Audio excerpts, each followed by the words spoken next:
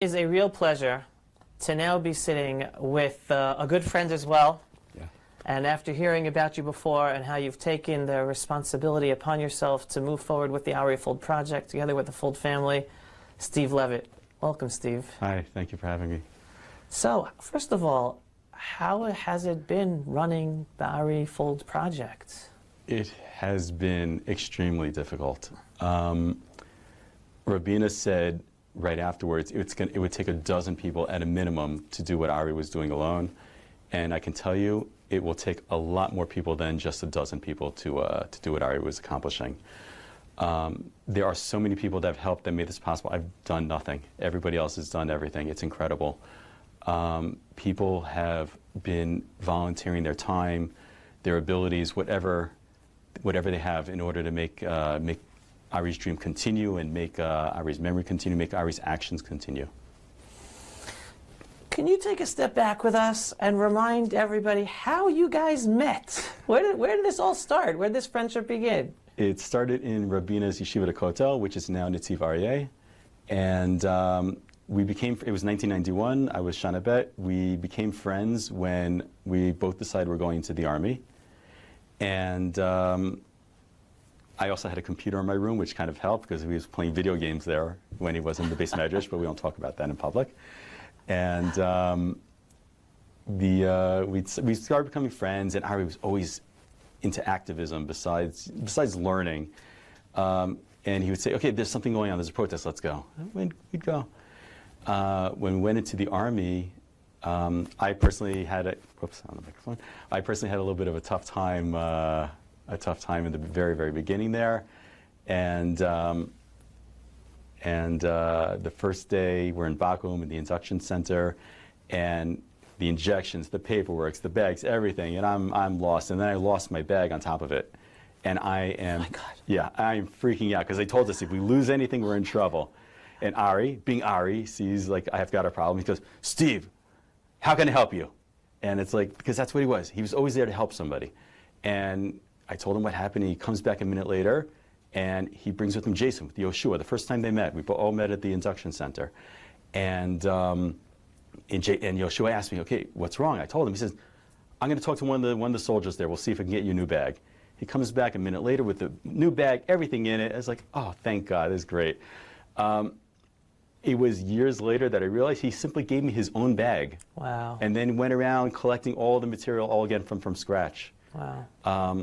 I think that's why Ari and Yehoshua were such good friends. They both were very, very similar to one another in that they were always giving from themselves unlimited. They would, as Herb spoke in his video, he had that book with where he would loan out money to people and he would cross out their names. It was complete selflessness on both of them. I think that's why they were a common soul. What's interesting about your personal connection is, as you're explaining, it was the yeshiva, and then you started the Army together, and then till Ari's last breath, you guys served together in the Special Security Unit, the Kitat Konenut, for our area, for Efrat Gush Etzion. How was that, continuing to serve us as old fogies, way past the age that most of our friends are serving anymore? Yeah. I don't remember who said it. I heard a few people say it, actually. Ari always made you feel safe. You knew if you were with Ari, you were indestructible. You're breaching a room, going into a room, you want Ari in front of you. First of all, he's big, he's bigger than me, he's a big guy. And you knew you were safe there. He would go in with confidence, he'd go in with determination. It was just, you saw it, you felt, you knew what he was doing, and everything was going to be okay. We had a number of infiltration attempts into Efrat, when they happened, and everybody, they're all gathering and searching in various areas, and then our commander Boaz would take Ari and me and say, "You guys go over there." And this happened over and over, and Ari and I are getting really, really annoyed. Why is he doing this to us? Everyone's over there, everyone's having fun, everyone's searching, everyone's busy. He keeps sticking us in the middle of the boondocks. And Ari says, that's it, we're not doing this anymore. We're going to go find out what's going on. And afterwards, so after we were finished on that last time, we go over to Boaz, and we said, Boaz, why do you keep sending the two of us out into the middle of nowhere? And Boaz goes, everyone's over there. There's no terrorist over there. The terrorist sees everybody. He's running somewhere else to get into here. That's where he's running. That's why I'm sending you guys over there. That's he wanted the two of us there, and that's it. If the guy shows up, we're there.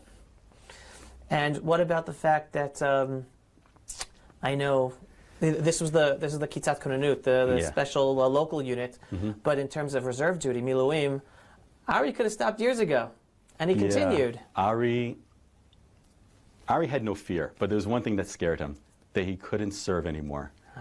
After you reach a certain age, you have to sign up. You have to volunteer in order to continue in the army, and Ari was terrified in the sense that he's now competing against these 25-year-old guys, and he's 40 plus, and maybe they're going to kick him out, and that always made him nervous. I told this to Yair Dan, who was in the unit with him. He started laughing. He said, "There's no way in the world they would think for a second to kick Ari out." They were on a major training exercise in the middle of nowhere. Let's leave it at that. And Ari cut his leg, and he was bleeding. And there was no evac possibilities whatsoever from where they were. They had to just go through it until they reached the destination. And he's bleeding out, and he keeps rewrapping his leg, and he's bleeding down to the guys below him, and this is going on and on. And they finally reached the end of where they had to go to, and they take him forcefully. They take him, sit him in the Jeep. You stay here. And he was telling me he was like pale white, and but he saw them starting to continue their march, and he started to get up from the Jeep again. And they physically came and held him in his hand. Ari, that's it. You've done your part. And he was so scared now that was it. He was not going to be allowed to continue. That was, for him, that was something terrifying for him. And obviously, that did not happen. They did not even think for a second. The guys in his unit all talk about how he was an inspiration to them and how he was like a father to them in unit, obviously because he was a little bit older than most of them, but because he just was concerned and cared about everybody in the unit. That was, by the way, something about Ari. He cared about everybody he met. Whether he agreed with you or didn't agree with you, as long as you weren't an enemy of Israel, he cared about you as a person. You know what? I would even say, no, I won't tell that story. Another time. Okay. All right. Well, going into the activism part, Yeah. I mean, I know you know lots of stories, and one in particular you mentioned earlier about Gush Katif and the Satmar. So are you able to share that with us? Yeah. On the, you actually probably remember part of it. At the end of the disengagement, I think it was Netzer Chazoni, they came to the Kotel. And yes, Netzer Chazoni went to the Kotel. So they came in, everyone was slowly, it was singing and slowly dancing, waving the flags. They went to the Kotel, and they were dancing around.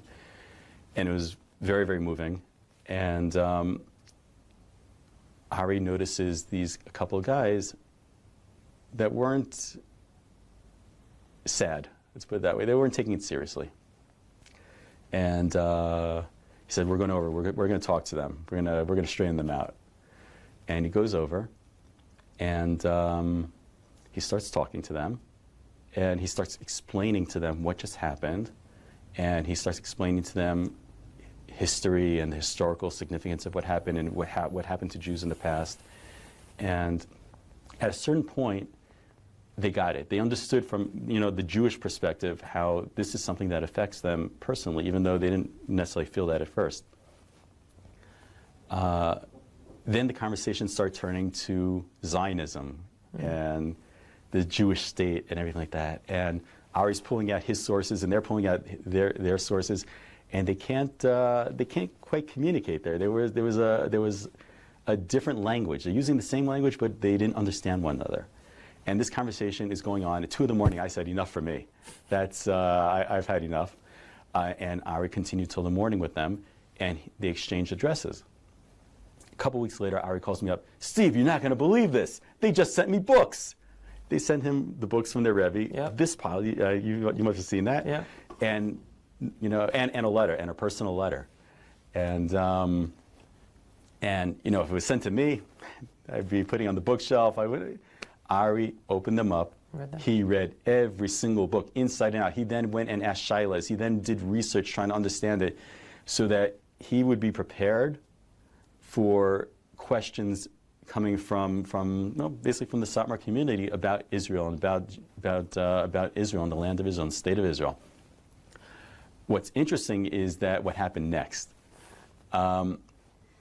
He started getting communications from people in the Satmar community. They started asking questions or attacking him even sometimes. Right. And he would say, listen, you want to argue with me? I'll argue with you. Because that's how Ari was. He was not afraid of any confrontation whatsoever. But he said, let's have a discussion. And he would start talking with them. And when they would come to Israel for visiting, to visit Israel, they would actually come and visit Ari sometimes. And one day Ari tells me that, you know what, we're going to publicize it. He says, there is a secret Zionist community within the Satmar community. And and he's been in communication with some of them. And he talks with them, and they love Eretz Yisrael. They love the army. They love Eretz Yisrael. They don't say anything publicly because they're part of their community.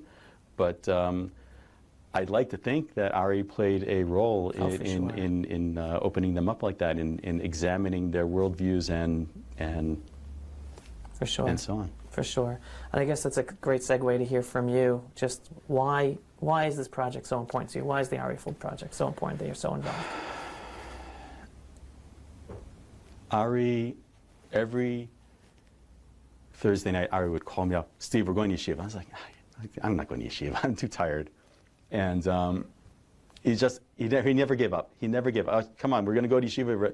Everyone's going to be by Rav Bina. There's going to be singing. I'm too tired. It's late. It's 10, 11, 12 o'clock at night already. What do you want from me? And when I would go with him, it was just the most amazing adventure. Every single time we'd go around the old city. He'd go over to random people and start giving them tours. He would take people, and he didn't know them. He would start giving them tours, and then after he's done with that tour, he'd drive them down to Hebron, give them a tour of Hebron. On the way back, go to Kever Rachel. And even if it was just one person, if he can get them to love Eretz Yisrael more, that was important to him. Right. And it was that's certainly part of it. It's just I don't know why.